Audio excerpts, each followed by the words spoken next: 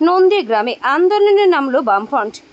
Mobile phone রিচার্জের মূল্য বৃদ্ধি, বিদ্যুতের মাশুল বৃদ্ধি, নিত্য প্রয়োজনীয় জিনিসপত্রের অস্বাভাবিক মূল্য বৃদ্ধি, পুনর্বাসন ক্ষতিপূরণ ছাড়া হকার উচ্ছেদের প্রতিবাদে নন্দীগ্রাম বাজারে বামফ্রন্টের ডাকে বিক্ষোভ মিছিল হয়।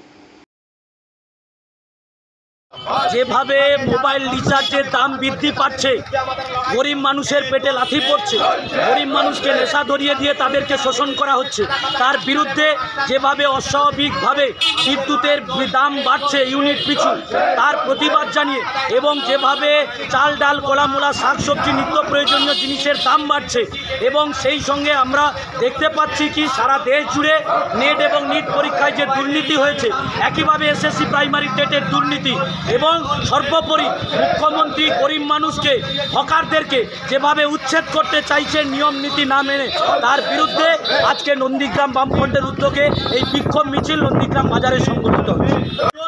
চলবে এই নির্বাচনে তৃণমূল বিজেপিকে পাবেন, গরিব মানুষের লড়াইয়ে লাল ঝান্ডা ছিল আছে থাকবে। মেডিকেল হোক জিন্দাবাদ, মেডিকেল হোক জিন্দাবাদ, এই বামফ্রন্ট ঐক্য জিন্দাবাদ। এই মোবাইলের রিচার্জের দাম এক ধাক্কায় এত বৃদ্ধি কেন? ব্যুরো রিপোর্ট, এখন সংবাদ।